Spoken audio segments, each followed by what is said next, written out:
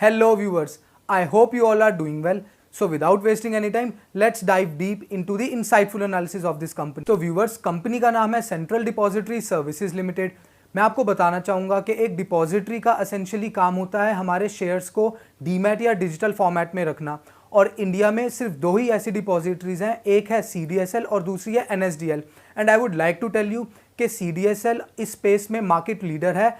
It is having largest number of demat accounts and depository participants, और ये India की first depository बनी है जिसके 6 करोड़ से ऊपर डीमैट अकाउंट्स हैं। सो व्यूअर्स, आप सभी स्क्रीन पे कंपनी के मल्टीपल रिवेन्यू सेगमेंट्स देख सकते हैं along with their respective revenue shares. So just to illustrate, shares बेचने पे ये कंपनी इन्वेस्टर्स से ट्रांजैक्शन चार्जेस प्रोक्योर करती है। कोई भी कंपनी अगर अपने शेयर कैपिटल को CDSL पे रजिस्टर करवाना चाहे तो उनसे ये इशूअर चार्जेस प्रोक्योर करती है। साथ ही company IPO and corporate action charges भी प्रोक्योर करती है। सो ऑल इन ऑल ये कुछ रिवेन्यू एरियाज हैं CDSL के लिए। Further as you can see here, through its subsidiary company KYC services and depository services in fields like insurance, commodity and foreign equities provide करती है। So overall we can see कि company financial sector में well diversified है। तो चलिए viewers, now let's have a look at company's industry outlook. So screen पे आप सभी 2020 का डेटा देख सकते हैं। According to this data you will notice कि इंडिया का compare to other countries income in context of per capita GDP and साथ ही स्टॉक मार्केट में पॉपुलेशन की पार्टिसिपेशन काफ़ी कम है। हाउएवर अगर आप दूसरे कंट्रीज़ को देखेंगे तो you will notice A trend कि जैसे जैसे इनकम लेवल इंक्रीज करते हैं वैसे ही स्टॉक मार्केट में पार्टिसिपेशन भी इंक्रीज होती जाती है। और पिछले 2 सालों में इंडिया में ये स्टॉक मार्केट पार्टिसिपेशन 3% से राइज होकर 6% तक पहुंच गई है। इसके प्राइमरीली 2 रीजंस हैं। पहला, इन 2 सालों में इंडियन GDP में जो ग्रोथ देखने को मिली, और दूसरा जो मेन रीज़न है वो है कोविड के कारण work from home culture and unemployment के चलते काफ़ी लोग स्टॉक मार्केट की तरफ स्विच हो गए। So to sum up, with Indian economy expected to grow at a healthy rate of around 7% in upcoming 5 to 7 years, तो इससे इनकम लेवल एंड इसके कारण फाइनेंशियल सर्विसेज की demand like demand for savings and investments increase हो जाएंगी। So overall इससे CDSL के business prospects में भी हमें ग्रोथ देखने को मिलेगी। So viewers, as you all can see here, ये इंडस्ट्री फेवरेबल रेगुलेटरी एनवायरनमेंट भी एंजॉय करती है। So for example, recently MCA ने based on certain conditions dematerialisation of securities mandatory कर दिया है for public unlisted companies. So again this is going to be a beneficial factor for companies like CDSL. So overall we can conclude कि CDSL एक one of the most core sector में operate कर रही है and growth prospects for this industry is quite promising. So viewers, now let's have a look at company's financial analysis. So as you all can see here, company का revenue पिछले 5 सालों से 30% की एक हेल्दी ग्रोथ रेट से grow किया है and currently company का रिवेन्यू 550 करोड़ के आसपास का है। फर्दर इस कंपनी का आप EBITDA मार्जिन देखेंगे तो it is quite healthy and is at 70% levels. So clearly company एक हेल्दी प्रॉफिटेबिलिटी भी एंजॉय कर रही है। सो व्यूअर्स, एक पॉइंट जो मेरे को इस कंपनी का इंटरेस्टिंग लगा वो है इसका cash healthy business. So as you all can see here, company का ऑपरेटिंग कैश फ्लो हमेशा पॉजिटिव रहा है and it has been on an increasing trend. So अपने इन ऑपरेटिंग कैश फ्लो से कंपनी आइडल कैश को इन्वेस्ट करती है in diversified investment avenues. So apart from earning healthy profitability, company अपने प्रॉफिट्स को फर्दर कंपाउंड भी कर पाती है by generating investment returns on them.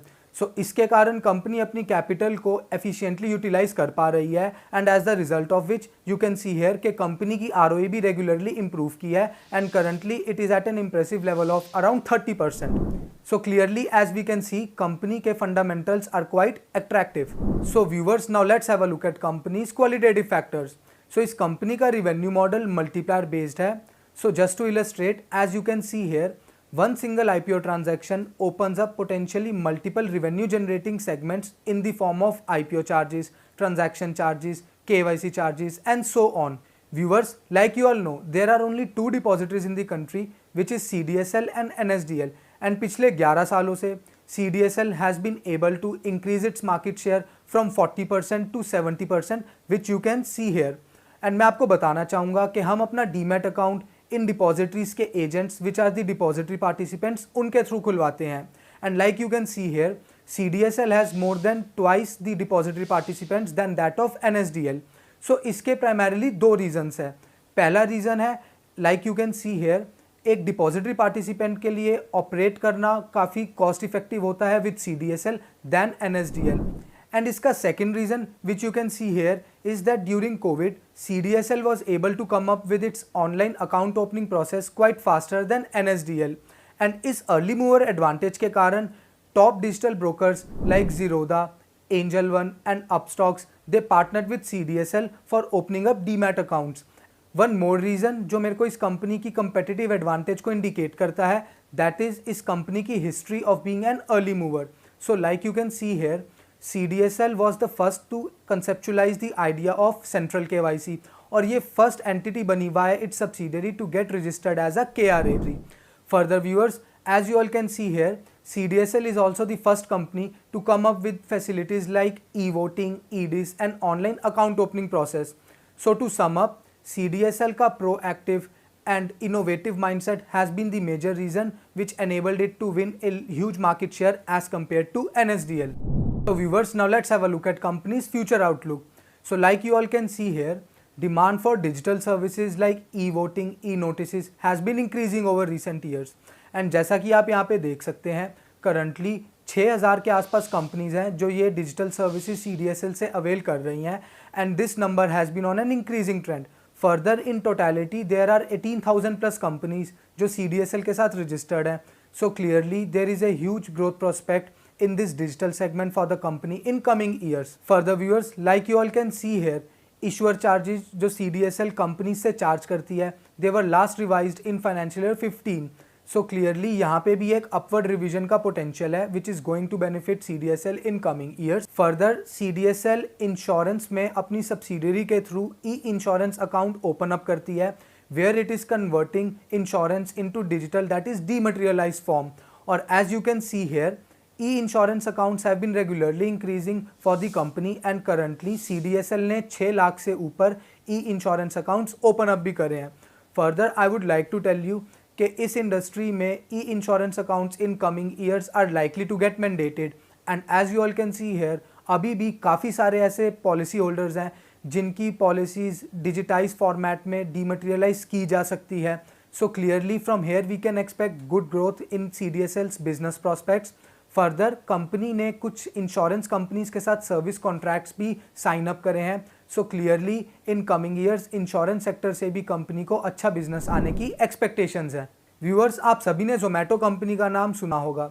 This company is quite famous for its food delivery platform, but पिछले कुछ सालों से फूड ऑर्डर जनरेट होने के कारण आज Zomato has been able to render business consultation services to various food chains. और इस चीज़ को अगर आप CDSL के केस से कंपेयर करें तो CDSL also has humongous data repository at its and. And just like Zomato, this company also has potential of converting its data mine into revenue stream internally.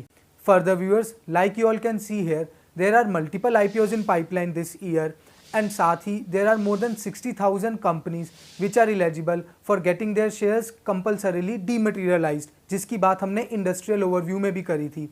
So overall we can say कि in near term company की revenue visibility and growth prospects seems quite promising.